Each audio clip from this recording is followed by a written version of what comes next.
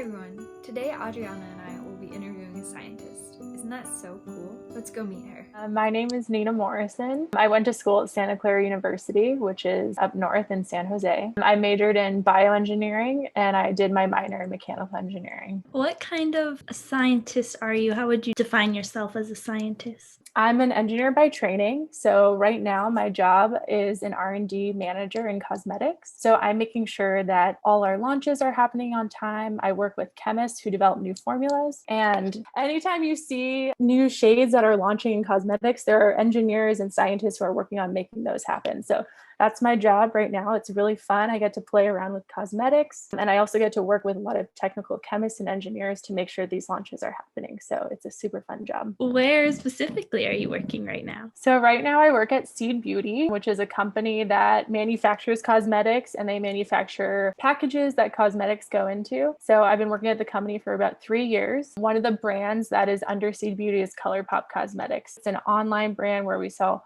all different types of eyeshadow, all different types of color cosmetics. What type of projects are you working on right now? So I work on all different types of cosmetic formulations. So you guys have probably seen, I was showing the powder palette. So I work on making different types of powders that are developed in cosmetics, different types of lipsticks. So I basically am working on all different types of color projects. So I'm working with chemists who are developing new types of formulas, and then also with color technicians who are basically making new colors that you'll see in cosmetic products. I also work with engineers and packaging designers. So within cosmetics, I think a lot of time we only think about the product itself, but there's actually a lot of engineers and scientists that go into making the actual package that the product goes in.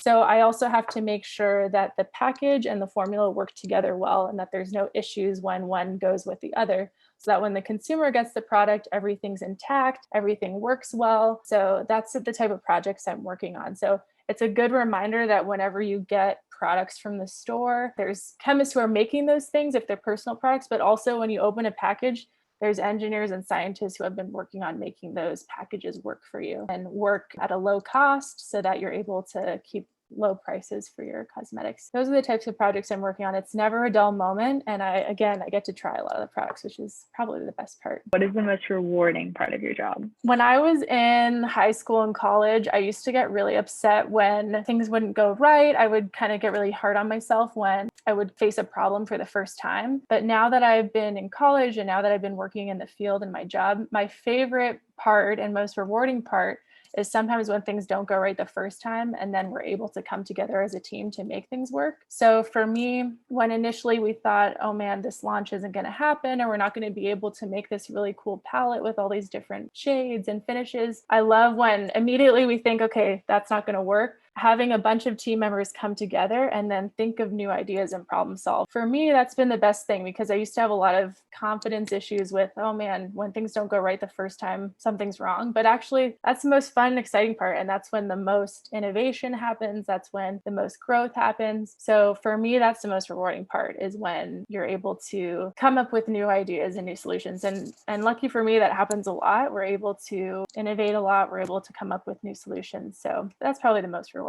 part. Why did you first get interested in this field? Yeah, so I first got interested because of YouTube, actually. I was so obsessed with beauty influencers. I was watching YouTube all the time, and I started working actually in medical device internships. I did some internships when I was in college, which was great, but I didn't really love what I was doing. I wasn't so excited about medical devices. It's an awesome field, but it just wasn't kind of my thing. So I started watching YouTube and then realized, oh, hey, they probably need engineers and chemists and different types of scientists and technical people to make those products. And turns out they do. So I started interviewing for those type of roles and started working in the field. So I think that's a good thing I like to remind people, is that there's lots of different career paths, and there's lots of different career paths for technical people. You don't have to go into coding or anything like like that. If you're not interested in those kind of things, you can still have a STEM background and have a degree in something that's STEM and go off into lots of different types of fields. So for me, that was great because it meant I could work in cosmetics. I could work with a lot of women because cosmetics is a super female dominated field. So that's been the best thing for me. And yeah, I always love telling people just watching YouTube videos was how I found out about how my love for cosmetics. So that's how I found out about it. What challenges did you face or have you faced? And I think all of us face our own challenges, whatever we're working on. But for me, I've been extremely, extremely lucky because I haven't faced a ton of challenges like I have other female peers who have, women of color in this field. There's so many different things that other people have faced that are much bigger than my challenges. But I have faced a bit of pushback when I was in college and engineering school. There's a few people and some of my peers were like, oh, cosmetics, like, why do you want to go into that? So I did face some pushback there. But for everyone who said like, oh, that's not a good idea, there was like 3 people saying, oh, that's a great idea, you should do it. So my biggest challenge was basically kind of just the haters. I know that's kind of funny to say, but the people who just didn't think that this field was worthwhile for someone who has an engineering degree, and it definitely is. And there's definitely a ton of people in personal care and food science and all that who are really amazing scientists and really amazing innovators. So I'm really, really glad I didn't listen to those people and then went with what I loved. When all those people were telling you that this was not the field that you should go into, how did you react and how did you overcome that? Because that's got to be really difficult to hear that, oh, like, why would you want to do that when it's something that you had become really passionate about? Basically, I stuck to my heart, like what I believed was like, this is something I want to do. And I also said to myself, like, I can try it. And if they're right and it's not a good field, then I can always change. There's always opportunity. I think sometimes when we're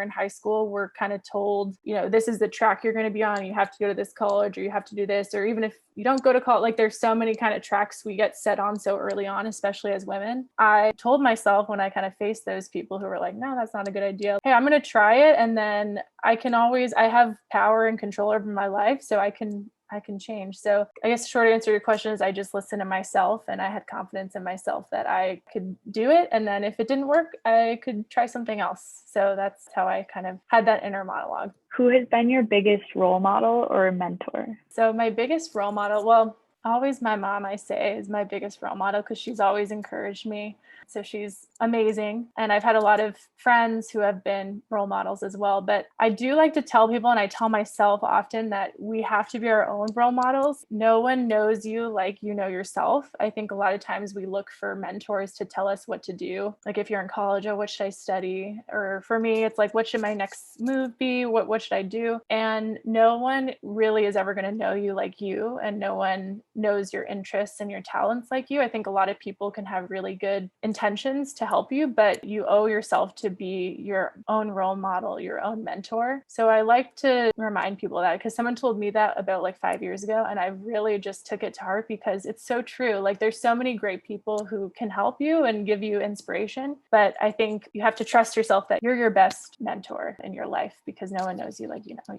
yourself. So that's what I like to remember. What other advice would you give to people who want to become scientists? My advice for young women and girls who want to become scientists is just to follow your interests, to be really curious. Because for me, that led to it. If I was never curious about this field of cosmetics and makeup, I never would have kind of pursued it. So just be curious, be interested, take classes that you enjoy, work on projects that you enjoy. I think that's the biggest thing is follow your interests. And those always lead you on the right path if you kind of trust yourself and know what you're interested in, and also open yourself up to opportunities to try different things. That would be my biggest advice. Thank you so much, Nina, for telling us about what you do and for sharing such good advice. I love the points you made about being your own role model and exploring different interests in order to figure out what's right for you. Here at Boundless Brilliance, we believe that everyone is capable of doing amazing things. Hopefully this interview gave you an insight into another possible path. Thanks so much for watching, and give this video a like if you enjoyed it, and make sure to subscribe for new videos every Sunday.